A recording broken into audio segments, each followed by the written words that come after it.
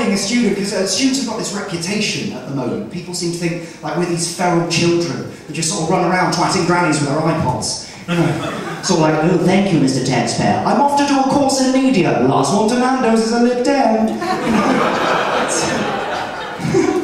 But I know why people have got that sort of opinion of us. It's very obvious. It's because we're dicks.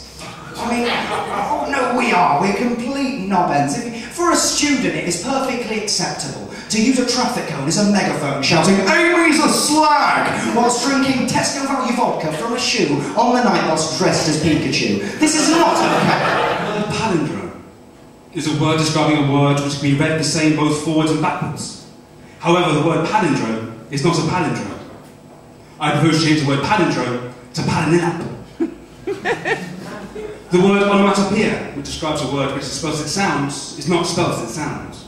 I propose to change the word onomatopoeia to OE! Spelled O-E. The word acronym I like. However, it should not mean a word formed from the initial letters of several other words. Acronym is a word of strength. So I propose that it should mean strong strength, as in the man punched him in the face. With acronym. There are too many vowels in the word consonants. I propose to change it to consonant. Similarly, there are too many consonants in the word vowel. I propose to change it to OA. A new word, OA, meaning letters which are not consonants, and OA, meaning a word which is spelled as it sounds, are too similar. I propose to change OA to AYO. And similarly, OA should become the word formerly known as OA, spelled O-E. The words gonorrhea and diarrhea are too similar. I propose to change these to front rear and rear rear.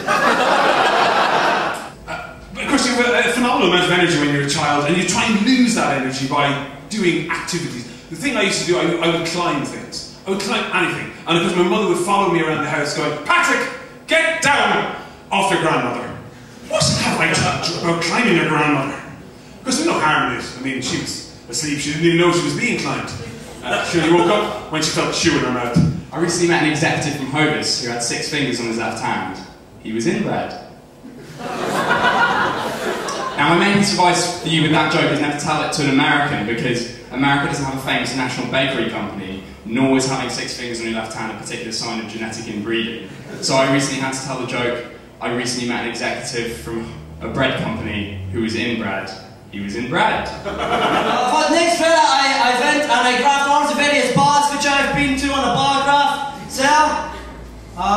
This is Weatherspoons. There's lots of them. And this is the frog and bucket. I love the frog and bucket due to the bar staff, because their service is ace! Yeah! I just had to write some jokes. So, when I told my good friend John McEnroe that I was coming to do the comedy, he said, "You cannot be serious!" He said, "I know."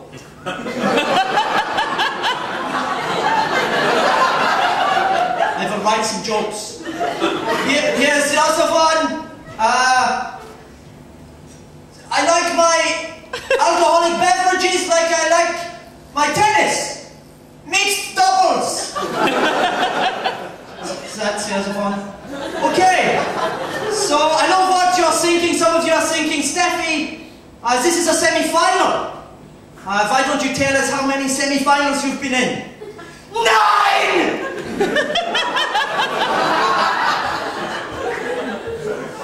I won't tell you, I'll show you, and this is all the semi-finals I've been in. Yeah, I don't know if this is a common thing, but I was out in Newcastle, and my mates did the funniest thing I've ever seen. All the boys were out for a drink, and me, and they went out, and one of the guys brought home a girl. Now, his room happened to be right next door to the living room. So we're all in there watching TV, while this paper-thin wall divides us and him getting down to it with this girl. Just as he's about to finish, yeah, he screams out, "Mortal Kombat!" To which everyone in the living room then goes, "Finish her!" Who likes to party? I like to party. And tonight I fully intend to party like it's 1999. I've I've already been to Laser Quasar. I'm going to get a Happy Meal on the way back, and I'll be tucked up in bed before midnight. I don't get out very much. Obviously, I'm a student. The topic I stewed is English literature. So I'm quite fascinated by language, the way humans play with language. For example, expressions. Right? People are full of expressions. Like I used to work in Great Ormond Street, right, which is a children's hospital. There's an old famous expression, you probably know, and it goes, if you play with fire, you're going to get burnt, right? But we're on Great Ormond Street, it's slightly different. It went, if you play with burn victims, you're going to get fired. Yes, don't work there anymore. Get there quicker if you can, we haven't got time. We're good. People play with language in other ways, which fascinates me though, right? Like the way humans like to apply, say, a colour or a theme to a day in order to have a resonance in our minds. And over time they have, become quite poignant messages, quite powerful moments in history.